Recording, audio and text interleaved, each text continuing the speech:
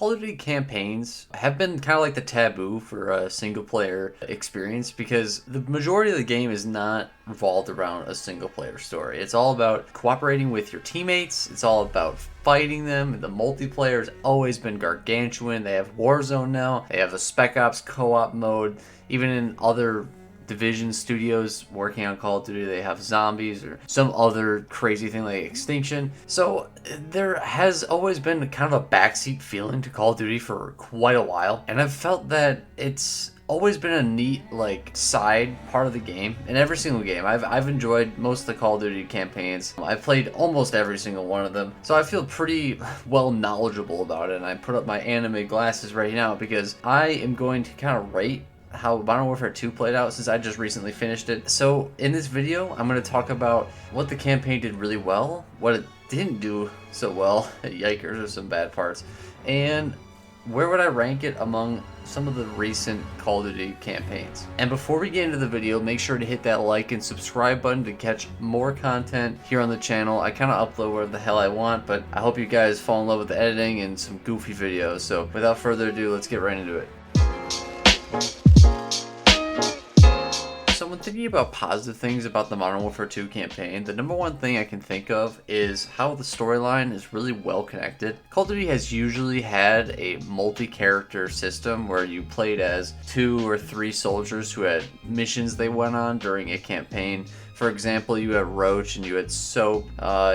In some of the older games like World at War, you have a Russian and you have an American you play as. It's been a very common thing to have multiple characters, and they've also done single characters throughout the time, like Advanced Warfare and some other ones. I'm not gonna list all the reasons why the game is good, but the campaign has a really nice theme to it. It's a very connected story, and what I mean by that is we feel like we're directly involved in the story. We're moving the plot forward by us discovering our main information, main betrayal, stuff like that. So I feel like the game does a really good job of being connected. It may have been a little bit harder for certain people to get involved in maybe the older Modern Warfare 2 campaign where you played as a Navy SEAL for one mission and you never saw him again, or Roach was just kind of like the side character and Soap was kind of like the main character, so it was kind of weird to kind of play both sides. But in this game it really does have the crew all together working well. It's movie-like. The plot is very dramatic and it lets you play a wide variety of different story missions. We're all really happy about it, and I was really happy about the change of gameplay with each mission, and that's a good segue. It does not feel the same every mission. Every mission feels a bit different. I have no complaints with how it changes up how you play every game. So for example, there's a mission called Prison Break. In the first half of it, you have to get inside of this facility. It completely turned the Call of Duty campaign on its head by allowing you to be a cameraman. So you're like operating the cameras and you're kind of guiding Ghost to go somewhere and go kill someone and not get spotted and go do this thing. And it really like reminds me of some of those strategy games like XCOM where and it's obviously way more simplified and way more easy to understand, and it's very, very, very lenient on the stealth aspect of the game. But it's just nice to not be shooty gun time all the time. So I have to give them props there. I also thoroughly enjoy the AC-130 mission. That mission was insane. I absolutely adored it. There were some other really good missions in there too, and obviously since the gameplay is changing every time, it generally feels like a new experience every single mission, and I really do enjoy that. Another great thing about the game is obviously its cinematic graphics are just insane. Now obviously this is kind of the times, like we're expected to see great stuff like this nowadays. It still just does a great job of transitioning areas, because everyone's been kind of complaining about how, oh man, this campaign is not like the older ones for blank reason. But we do have to give them props. They did try really hard at making this a graphical masterpiece, even if it makes you crash 30,000 times trying to load in. And how do we board? Take the ramp! Hold tight, Sergeant!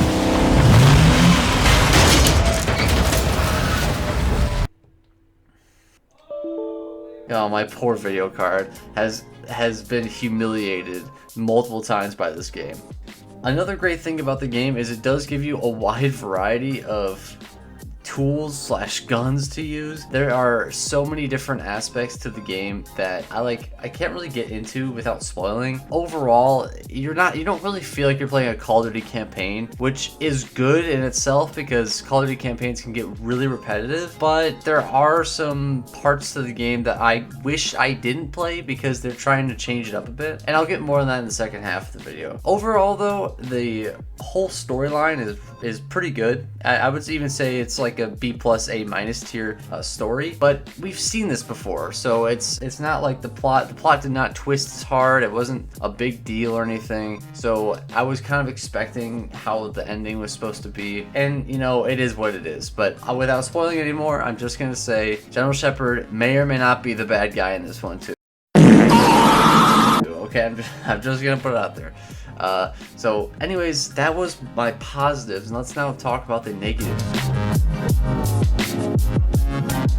So obviously Call of Duty games are going to be a little over the top, a little bit cinematic, a little bit insane. We all were ready to do this. We're all ready for some crazy moment to happen that would definitely never happen in real life. But this game really does try its hardest to ground itself in some kind of make-believe reality. The problem is that it's trying really, really hard to do this and trying not to be over the top, but it ends up being over the top so much more often than it probably wants to. For example, there's a part of a mission where you're invited to go. You're not invited to go into a cartel. You literally walk up to a cartel meeting with all the high-profile people there, and you just say, "I have information on the fire or on the cartel war that's happening," and they just take you in, no questions asked, and bring you to the basement. Now, obviously, they might kill you if you don't give them the right information, but that happening would just definitely not happen, like at all. Also, there's a lot of times where the game is trying to say, oh man, we don't have jurisdiction in this area or something. But in reality, America kind of knocks on people's doors and say, hey, we need you to kill this guy or we're going to go kill him. And then they go and do that. They don't exactly be as covert as they probably were. For example, in Spain, they do this. They don't say anything to anyone, or they just do this mission with no help whatsoever. When in reality, they could be talking to Spain, and they would be working with those different clients as well. So it's not. The problem is it tries too hard for being outlandishly not realistic. Another terrible thing about the campaign that I could not unsee after a certain mission is the amount of fluff in the game. There's a lot of spreading the wealth of how long the campaign was going to be. Now, my biggest complaint in 2019 Modern Warfare was that the campaign was very short. You could start to finish the game in nearly 3.5 hours. Now it's a bit longer. It's about 6 to 10 hours is what it says it's supposed to be, depending on your own pace and if you're dying a ton like I am. But overall, it's not too bad. The problem is the campaign missions are unique and they're all very fun. The problem is they get very long and repetitive and dragged out. For example, and everyone's gonna agree with me, the car chase scene is too freaking long. There's a car chase scene where you're chasing down this convoy to find one of your teammates, one of your allies. I'm not gonna spoil anything, but you're chasing him down, and I look at my recording, and I started recording right when the episode started, and it is just a car chase scene the entire way through until there's a little firefight at the end that takes about 2 seconds. The recording said it was 23 minutes. 23-minute driving sequence. It's a little too long for me, okay? I personally don't care about that in a Call of Duty game. I didn't need it to be that long. It needed to be 10 minutes. But the more fluff, I'm also talking about when you're abandoned by everyone and you have to go survive on your own for a little bit. There's a part in the mission where you're just scavenging for stuff and you're making makeshift bombs and stuff just to get by and get back to reuniting with your homeboys. And the mission could have been half as long, but because they needed more time, they added extra areas for you to just go and explore to get more useless crafting things. Because in the end, the best way to play a mission like that is to simply sit in a corner and shotgun people as they walk at you. Other than that, there wasn't any huge complaints. I'd say another one is that the characters kind of came up dull. Now, in this game, they came up significantly more personality than Modern Warfare 2019, which I'm very happy about. But overall, their dialogue seemed kind of forced. most of the time before a mission started, that's when they were breaking out like, oh, is he your brother? Oh man, he's my brother, but he got paid by the cartel and sucked my booty or something. They always bring up these like super personal like not Easter eggs, but little like delectable treats of lore, just to like clear the empty quiet time in a campaign, like when you're marching to do your mission. And you know, it is what it is. In a movie they might do that, but this is trying to be realistic, remember, and they would not be debriefing the mission while you're doing the mission, you know what I mean? So overall, and there's not a ton of times where it does that, but it does do that quite often, so I would say it's a pretty big negative. I also think armor enemies are just awful. They're just the worst things ever invented. I'm not someone who likes to challenge myself by going on veteran every time, but I was playing this on Game on Hardened, and it was a great game until the armored enemies started spawning in the cartel mission when you're attacking the cartel for the first time. It just became a painful grind fest. I switched it to regular, still a pain in the ass, but the problem is they use too many of them. Like, the armored enemies just become like the big bad wolf, and they're just everywhere. They're just like the common troop for a majority of the back end of the game. So it's really frustrating to play against those guys, and they just didn't add much more to the game. They just made you hit more headshots or just dump more ammo to them. So it just made it tediously more difficult and longer firefights. And speaking of longer firefights, there are some points in the game where it feels like they just wanted to add more time. Another area where they added more time was when you're in the ghillie mission, where you're trying to understand where the missiles are and where they're going and stuff like that. It's a big story thing. I'm not going to explain it all to you, but just picture this. You're basically doing the ghillied up mission, and that was super cool. I loved like kind of getting a good like new feeling of what I felt when I was like 12 when I was playing it for the first time, and I really enjoyed it. You had to go snipe as many people as possible without alerting any guards, and then you had to go breach and clear these buildings to see, you know, where the information is, if there's any crates. But the problem is what happens is you kill all of them, and then you go and breach and clear, and then you find out, oh no, the buildings, they're not over here, there's actually tunnels over there.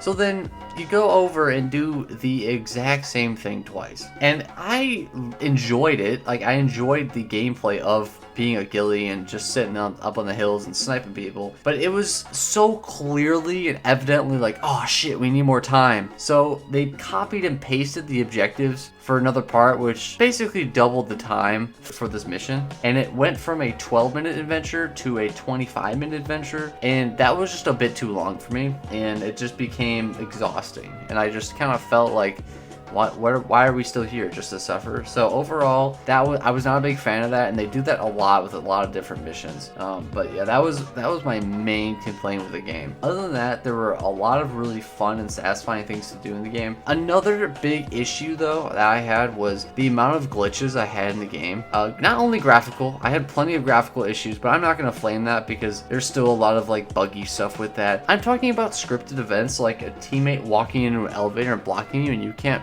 move around them. That physics was in Skyrim. You could literally sprint and move your teammates out of the way, or just run right through them in some other games. In this game, they block your path, and it becomes very frustrating when you are doing a mission and you can't go back to a different checkpoint besides the last checkpoint. And if the last checkpoint was saved when you're in the elevator, or if you're being blocked in a certain area, you're fucked and you have to restart the whole mission. I restarted 2 separate missions just because of a bug. Like, I couldn't access a rope when I was getting out of the prison in one of the missions, and I just kept dying. And then the second time was obviously with this elevator. My teammate would spawn there, and like, because how he walked into it, he just got stuck inside the elevator in the doorway, so I couldn't leave it. So I had to restart from the beginning. And these missions can be long. Some of them are coming out at 25-30 minutes a mission. It's a lot of time investment that I have to redo just because of your shitty coding. So that was very frustrating for me. But those were the main gripes. There's a lot of minor things I want to talk about, like how some areas felt basically the same, or the needless dog shit AI sometimes hitting you being so inconsistent. Sometimes they'll hit you with 3 shots to the head and you're dead instantly, and sometimes they'll miss like 6, 7, 8, 9 shots in a row on you. So it minor things, not a big deal. But now let's talk about the comparison of this COD campaign to others without spoiling it, because I don't want to spoil it. I want you guys to enjoy it. I want you to play it and have your own thoughts and ideas about it, but this is what I took away from it. So while recording this, I was going to make a whole like ranking of campaigns, and I just started arguing with myself about which ones were better than others and where would this fit in. So I'm just gonna do by recency. I'm gonna do the past 5 Call of Duty games. So that starts from this one, Modern Warfare 2, to Cold War, to Vanguard, to Modern Warfare 2019, and Black Ops 4. Now obviously Black Ops 4 did not have a campaign, so we're not gonna believe that it existed. It does not exist. It will never exist. I hate it. So we're gonna start with actually the 4. Let's start with 2019. So 2019, I would rank it better than 2019. Maybe for the sole reason that the gameplay is better than Modern Warfare 1 was. Modern Warfare 2 has a huge change of how missions are played, which I thoroughly enjoy. It's not the same thing over and over again. It's definitely better than Cold War and definitely better than Vanguard. That being said, it is not better than any of the Modern Warfares from the base Modern Warfares. Not any better than Black Ops 1 or 2. It could arguably be better than 3, but I'll leave it to the hardcore fans about that one. It's disappointing because it rides the line of realistic and crazy over the top that we're used to seeing. So it's alright. I'm more comfortable giving it a letter grade than I am of ranking it. So I'm going to give it a letter grade of a B-, just because it hits the satisfactory requirement and the beyond understanding or above and beyond ranking of gameplay, but it gets killed by the fluff in the middle of it, and it gets killed by the, okay, if you're trying to be realistic, then be realistic. Don't be this edgy riding the line kind of thing, you know what I'm saying? So overall, I want to give it a B-. I hope you guys have a fantastic rest of your day. Thanks so much for watching. You guys have been killing it on some of our recent videos, and I hope you can, I don't know, what's a good one? I hope you, I don't know. It's like 4 a.m. where I am right now. I'm having a really hard time trying to figure out what to say. Maybe I should say, I hope you have no car trouble for the next 6 months. How about that? That's a realistic goal. I'm an adult. I think that's a good one. Anyways, guys, thanks so much. See you next time. 3, 2, 1, adios.